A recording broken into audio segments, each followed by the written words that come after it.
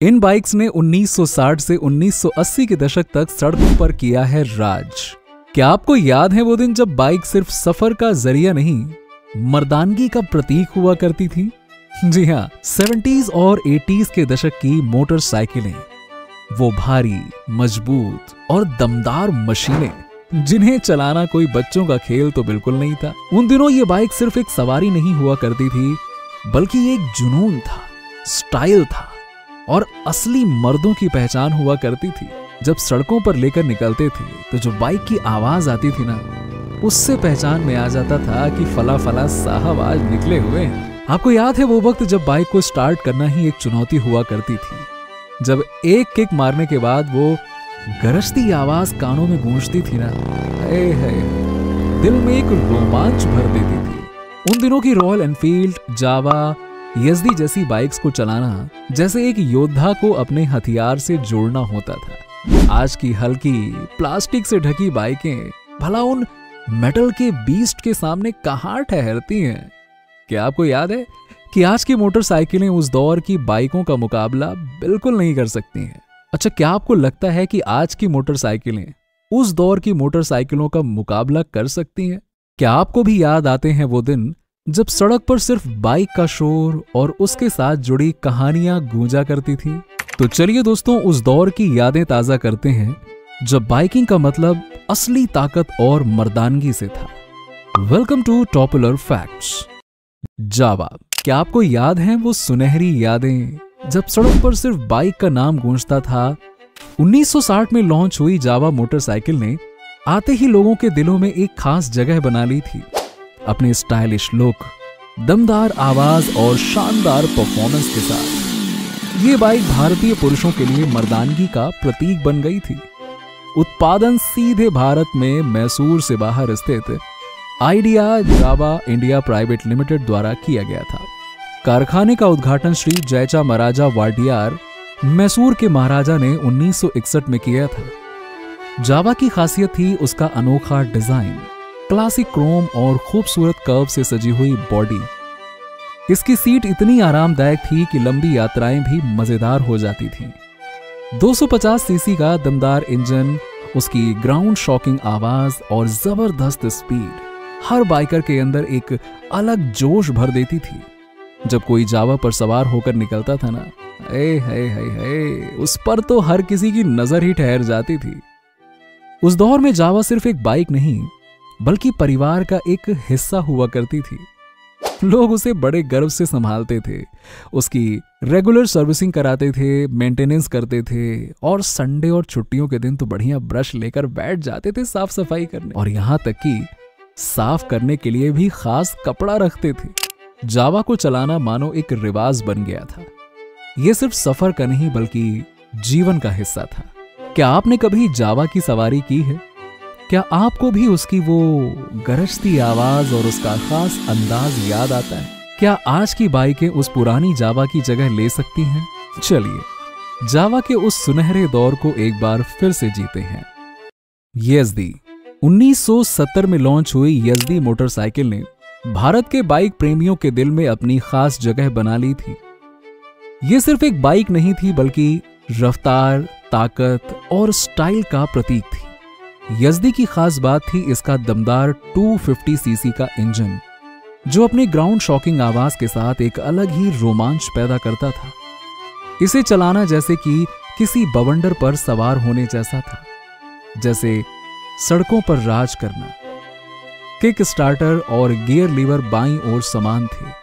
आपको अपने बाएं पैर से किक मारना था और अपने गियर लगाने के लिए लीवर को अपने एंकल से ऊपर उठाना था।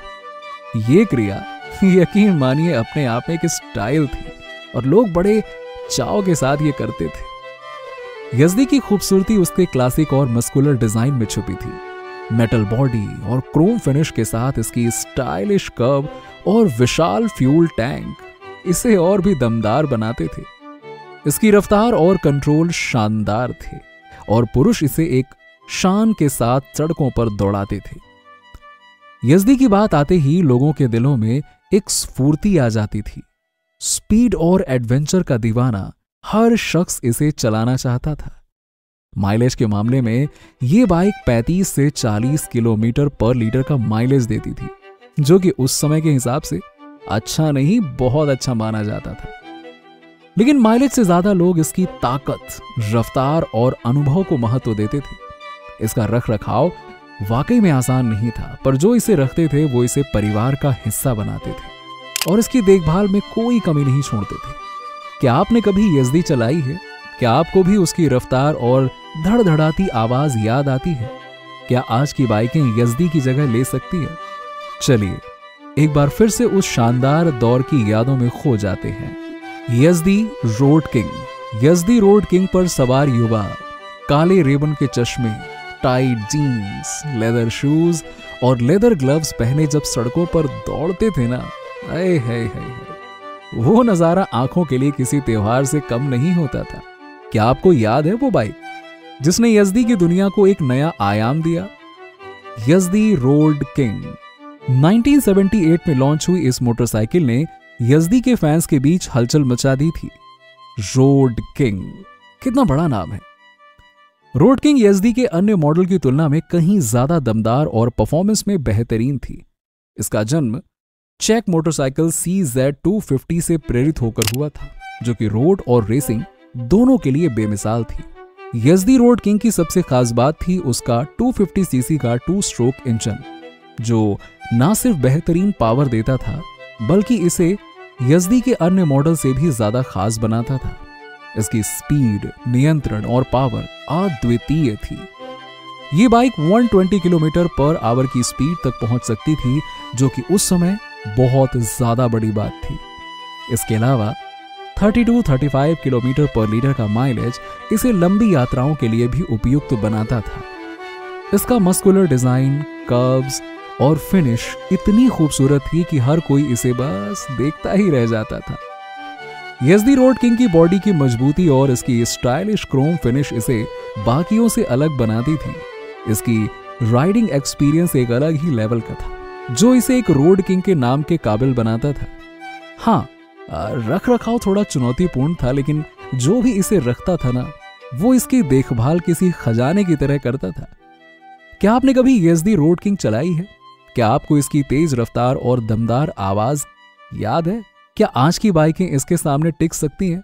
जरा बताइएगा कमेंट करके। चलिए उन यादगार दिनों को फिर से जीते हैं। राजदूत। यार ये मोटरसाइकिल तो मेरे पापा के पास भी हुआ करती। ये भारतीय परिवारों का ना अहम हिस्सा हुआ करती थी। 1962 में लॉन्च हुई राजदूत एस्कॉर्ट ग्रुप द्वारा पेश की गई एक मजबूत और भरोसेमंद बाइक थी, जिसे विशेष रूप से भारतीय परिवारों की जरूरतों को ध्यान में रखकर डिजाइन किया गया था। इसका निर्माण पॉलिश SHL M11 मॉडल पर आधारित था और जल्द ही ये भारत के ग्रामीण और शहरी इलाकों में लोकप्रिय हो गई थी। राजदूत का वजन जावा और यज़दी के मुकाबले काफी कम था, जिससे कि इसे हर रोज के कामों के लिए और भी ज्यादा उपयुक्त बना दिया था। अपनी हल्की बॉडी और मजबूत डिजाइन की वजह से ये आसानी से भारी सामान ढोने में सक्षम थी, चाहे दूध के बड़े बड़े कनस्तर हो, किसानों की फसल हो या विक्रेताओं का सामान। राजदूत है तो क्या ही दिक्कत है, हर तरह के भार को संभालने में माहिर थी। इसका इस्तेमाल ग्रामीण इलाकों में किसानों और व्यापारियों द्वारा सामान ढोने के लिए बड़े पैमाने पर किया जाता था, जो इसे एक सच्ची पारिवारिक और कामकाजी बाइक बनाता था। राजदूत की सबसे बड़ी खासियत थी उसकी सादगी और मजबूत डिजाइन। ये 173 सीसी का 2 स्ट्रोक इंजन लेकर आती थी, जो ना सिर्फ पावरफुल था बल्कि हर रोज के कामों के लिए एकदम परफेक्ट था। इसकी 3 स्पीड गियर बॉक्स और लगभग 80 किलोमीटर पर आवर की स्पीड इसे उस दौर की सबसे भरोसेमंद मोटरसाइकिलों में से एक बनाती थी। परिवारों के लिए राजदूत किसी वरदान से कम नहीं थी। घर के सारे काम, जैसे बाजार से सामान लाना हो या बच्चों को स्कूल छोड़ना, हर जगह राजदूत एक साथी की तरह साथ रहती थी। ये बाइक अपने 32-35 किलोमीटर पर लीटर के माइलेज के साथ किफायती भी थी। राजदूत की मेंटेनेंस आसान थी और इसकी मजबूती ने तो इसे सालों तक बेहतरीन सर्विस देने वाली बाइक बना दिया था। अच्छा, मैंने तो अपना बताया कि मेरे घर में राजदूत थी। क्या आपके घर में भी कभी राजदूत थी? क्या आपने भी अपने परिवार के साथ इस पर लंबी सवारी की है? आज के समय में क्या कोई बाइक राजदूत जैसी विश्वसनीयता और उपयोगिता प्रदान कर सकती है? अच्छा ये भी बताना, किसने किसने राजदूत में वो जो कील आती है ना, वो डालकर राजदूत को स्टार्ट किया है? बताओ जरा। आओ उन सुनहरे दिनों की यादें ताजा करते हैं। Next, bullet. क्या आप बुलेट मोटरसाइकिल की कहानी जानते हैं, जो भारत की सड़कों पर रॉयल्टी का प्रतीक बन गई? 1932 में इंग्लैंड में रॉयल एनफील्ड द्वारा पहली बार लॉन्च की गई ये बाइक 1955 में भारत आई। भारत सरकार को एक मजबूत और भरोसेमंद मोटरसाइकिल की जरूरत थी जो सेना के लिए उपयुक्त हो, और इसीलिए एनफील्ड बुलेट को चुना गया। अब धीरे धीरे ये बाइक आम जनता के बीच भी लोकप्रिय हो गई और सड़कों पर तो छा गई। बुलेट की सबसे खास बात यह थी कि इसका अलग डिजाइन और संचालन। इसके ब्रेक्स बाईं ओर होते थे, जबकि किक स्टार्ट और गियर लीवर दाईं ओर। इसे न्यूट्रल में लाने के लिए एक अलग लीवर दिया गया था, जो इसे अन्य मोटरसाइकिलों से अलग बनाता था। बुलेट को चलाने के लिए वाकई में असली ताकत की जरूरत होती थी, क्योंकि इसका वजन ही लगभग 190 किलो था। इसे चलाना हर किसी के बस की बात नहीं होती थी। ये सीधा सीधा मर्दानगी और शक्ति का प्रतीक थी कि भैया जिसके पास इतनी ताकत हो, आओ उठाओ चलाओ। बुलेट का 346 सीसी का इंजन जब सड़कों पर गरजता था ना, तो हर किसी का ध्यान खींचता था। इसकी top speed 110 kilometre per hour तक जा सकती थी और ये लगभग 30 से 35 किलोमीटर पर लीटर का माइलेज देती थी। इसकी मेंटेनेंस थोड़ी मुश्किल थी, पर जो लोग इसे रखते थे ना, वो इसे एक खजाने की तरह संभाल कर रखते थे। अच्छा, क्या आपने कभी बुलेट चलाई है क्या? और बुलेट को, पुरानी वाली बुलेट की बात कर रहा हूं मैं, उसको कभी स्टार्ट किया है क्या? कैसे किक पलट कर आता था ना, आए हाय हाय हाय। अगर किसी के पैर में लग गया फिर तो समझो बुलेट साइड, और जिसके पैर में लगी उसने पकड़ लिया बिस्तर। वैसे क्या आपको भी इसकी वजनदार सवारी और गहरी आवाज याद है? क्या आज की हल्की मोटरसाइकिलें बुलेट की जगह ले सकती हैं? आइए एक बार फिर से उन शानदार दिनों की बात करें जब बुलेट का रुतबा सड़कों पर राज करता था। खैर दोस्तों, कैसी लगी आपको ये वीडियो उन दमदार और मर्दानगी से भरी बाइक्स के बारे में? क्या आपको भी वो पुराने दिनों की यादें ताजा हो गई जब ये बाइक सड़कों पर गरजती थी? हमें कमेंट्स में जरूर बताइएगा कि आपको कौन सी बाइक सबसे ज्यादा पसंद आई। आप किस तरह के टॉपिक्स पर वीडियो देखना चाहते हैं ये भी बताइए।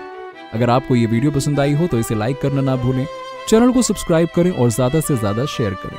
और हाँ, नए वीडियो की जानकारी के लिए बेल आइकन को जरूर दबाएं। हम जल्द ही मजेदार और दिलचस्प वीडियो लेकर आएंगे।